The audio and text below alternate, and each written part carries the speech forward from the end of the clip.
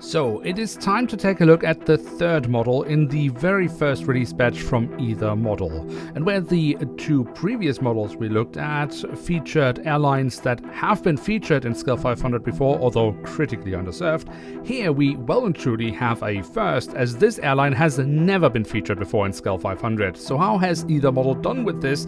That's what we want to find out.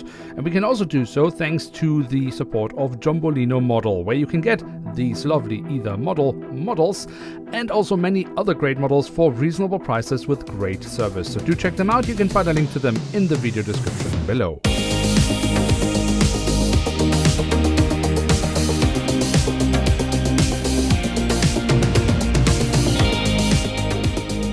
With that, hello and welcome to a new episode of Review, where we today will take a closer look at a Boeing 787-9 of Norse Atlantic Airways. At the front of the box we have this lovely rendition of the aircraft and the Norse branding. Now with the Aether Model box design, we of course have this flap which we can open up so we can get a glimpse of the aircraft model inside, but we do also have this lovely image of the aircraft in real life. Underneath that, a little bit of description about the airline and aircraft. Now on the back side of the box we then get a bunch more descriptions and specifications about the aircraft type and airline. And then, of course, we also have the identifier marker for the batch that this model belongs to. We have a reference to a base plate that is inside the box. We'll get to that in just a second. But as always, what I really love about these boxes from Aether Model, apart from the overall design, is just the fact that we have these identifying markings around the entire box. So it doesn't matter how you store them, you can always identify what model you have inside. That is really, really lovely. What is also really lovely, and what the box already hinted at, is the base plate that comes with this model. In fact, all Aether models come with these base plates, and the designs is always changing because the design is always based on the home airport of the airline that is featured. So in this case, this is a stand that you would find at Oslo Airport. And I quite like the reasoning from Aether Model behind this, because as they say, well, our models do not come with a stand and they don't plan to do that, but they still want to give collectors something nice to display their models on, so in this case a base plate.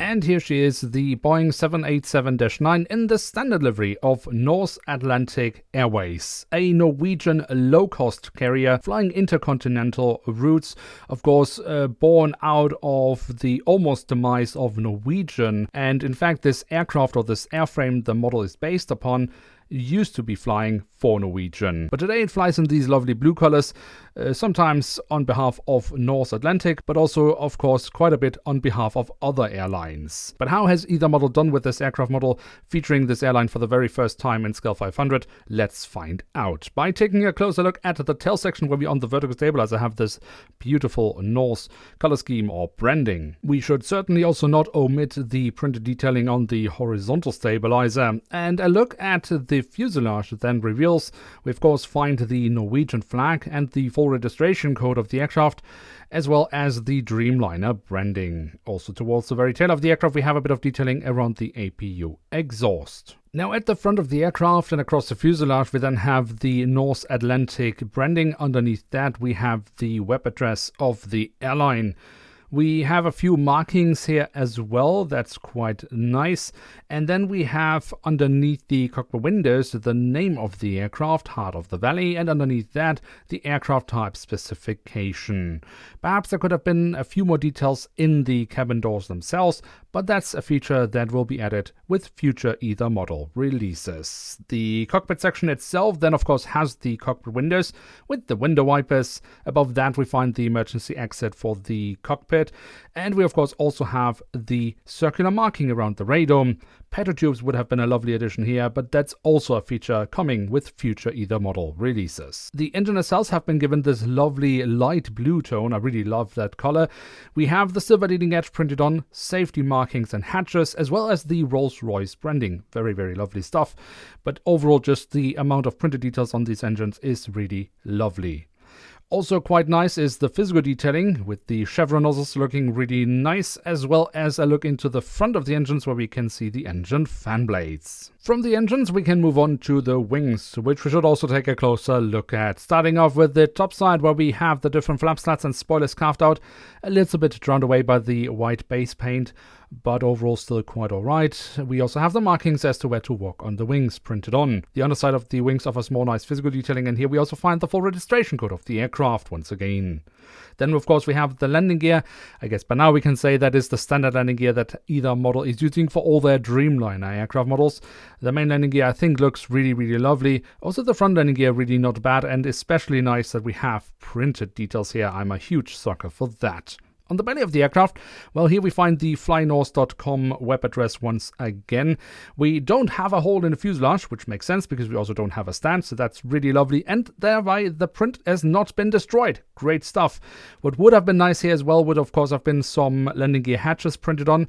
For the main landing gear, that's a feature coming soon with the next model releases from Aether. The front landing gear already has it, which is also a nice printed detail is when we look on top of the fuselage, where we find several set domes actually as printed details. As I've mentioned before, Aether Model is not feeling confident in being able to make this as a physical detailing at the moment.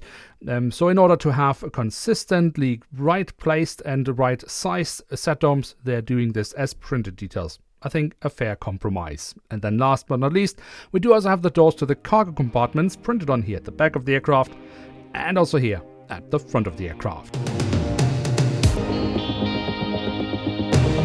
So there we have it, the Boeing 787-9 in the standard livery of Norse Atlantic Airways from Aether Model in scale 1 to 500. And what can we say about this aircraft model? Well, I think that Aether Model is finishing off this first batch on a high note. I think we have an incredible consistency in terms of quality, in terms of print accuracy, in terms of physical detailing on this model, just like with the two other Dreamliners that we have reviewed before.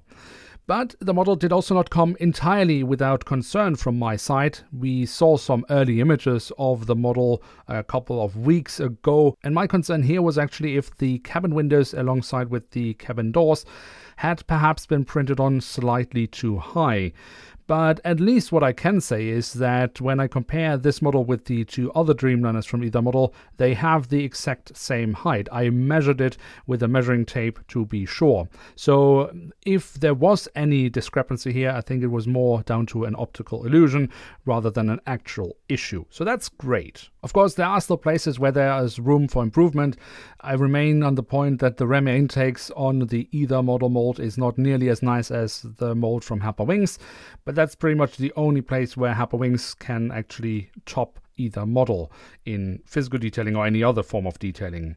We also already have a really high amount of printed detailing, but also here, of course, there could still be a few more additions, and they are coming. They have already been announced, and the good thing is they will be coming without any additional charge. So you don't need to worry that the next couple of Aether Model releases, which will have more printed details, will be more expensive. In fact, they will keep the same price, at least from Aether Model's side. What retailers then will ultimately charge for the models, that's of course up to the retailers. Overall, I think this model really nicely finishes off a really strong, very first release batch from Aether Model. And therefore, also with this aircraft model, I wholeheartedly and without any reservations can say this aircraft is worth having in one's collection. But what are your thoughts on this model and the first release batch from Aether Model? What are your wishes for the future? Let me know in the comment section below. And also, I have been considering perhaps making a video where we can compare the Aether Model Sky 500 Herpa and if I can find any other Dreamliner mold from other manufacturers and, well, put it all in one video, compare it, and then see how they fare up against each other. If that's something you would be interested in seeing, then also please let me know in the comment section below. And with that, we have reached the end of today's video. If you have enjoyed this review, then please feel free to leave a like. If you are new around here, why not hit subscribe? With that, thanks so much for watching. Hope to see you soon again. I'm checking out, and bye.